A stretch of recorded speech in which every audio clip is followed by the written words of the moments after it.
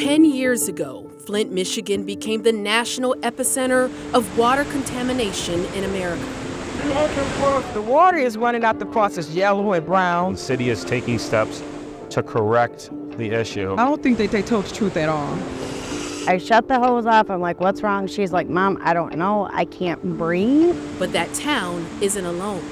In millions of homes, drinking water is pulled into faucets, showers, and bathtubs laced with lead. Lead isn't this harmless thing. It is a very potent neurotoxin. It does permanent damage. We can pass it down through generations. A victim of greed, corruption, and the mistakes and the blatant stupidity of our government. This is absolutely ridiculous. Melissa Mays knows all too well what happens when clean water isn't taken seriously. We need these service lines replaced because the water's not going to get better on its own. Things that shouldn't get in the way of public health did. 3, 2, 1. This is a historic step for us. Here's to Flint. Here's the flag. Here it is. In 2014, a decision by Michigan state leaders transferred the city's water source from the Detroit River to the Flint River in order to save money. But the water was not properly treated after the switch. Human rights violation to the extreme. Leaching lead from the city's old pipes into the drinking water. Let us all bow our heads and close our eyes.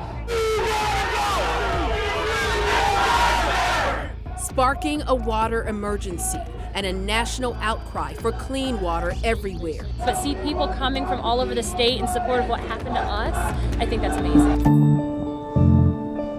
10 years later, May says people in Flint still haven't fully healed. Is the crisis over? No. We had to sue to get the service lines replaced, and that's not even finished.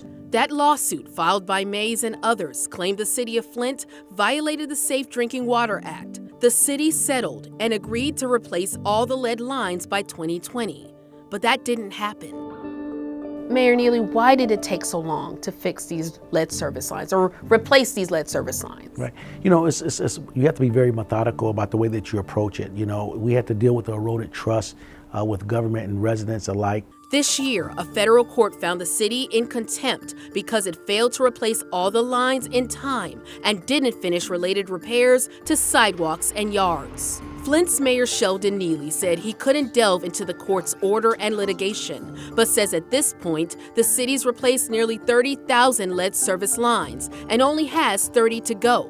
But that is now 4 years after the court-ordered deadline. So for those who may say, it took too long, there's no excuse, what would you say to people who said that? Well, I mean, many communities throughout the country are going through the same thing, and they're saying that it takes time. It takes time to be very thorough and methodical about what we do. Flint, under a federal court order, couldn't get the pipes in one city replaced by its deadline, making the job of replacing millions of lines in America in the next 10 years a daunting task. One that 15 Republican attorneys general have this year even called unworkable, underfunded, and unnecessary.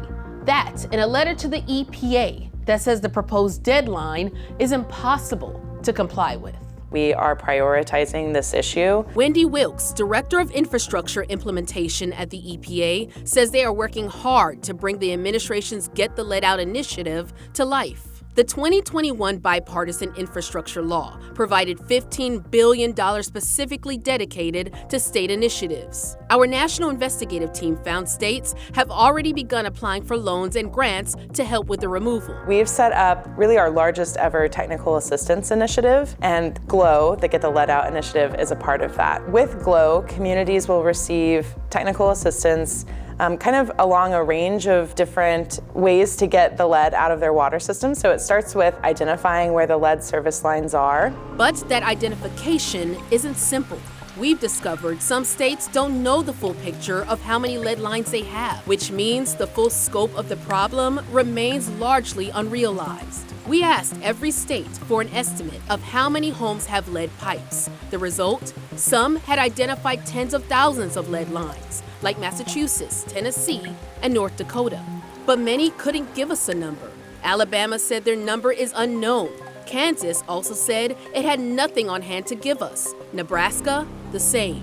But later this year, all of the states will have to know their numbers. An EPA rule requires states to get an accurate inventory by October 16th.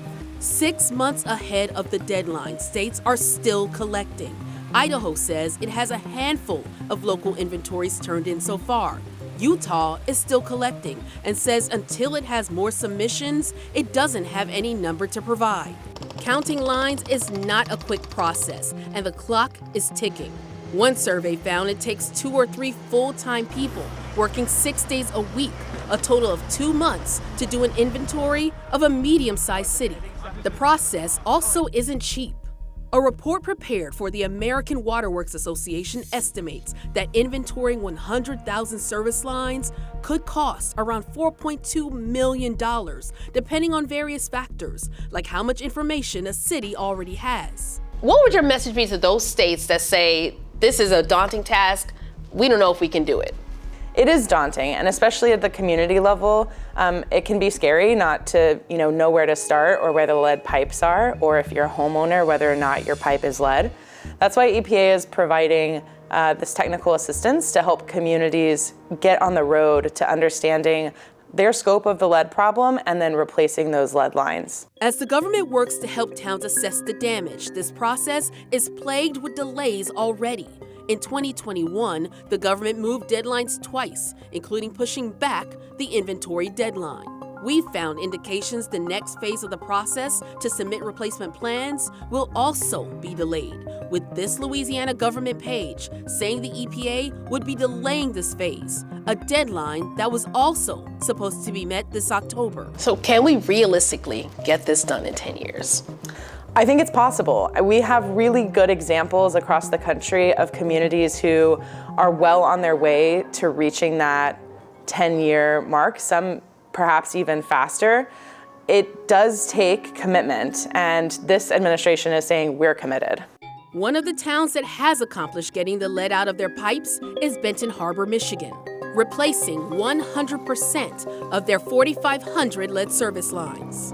For Mays, she's tired of the excuses and doesn't want to hear states say it can't be done. Given your experience, your passion for what's happened here in Flint, what would your message be to states and municipalities about getting the lead out of their water systems and replacing those lead pipes?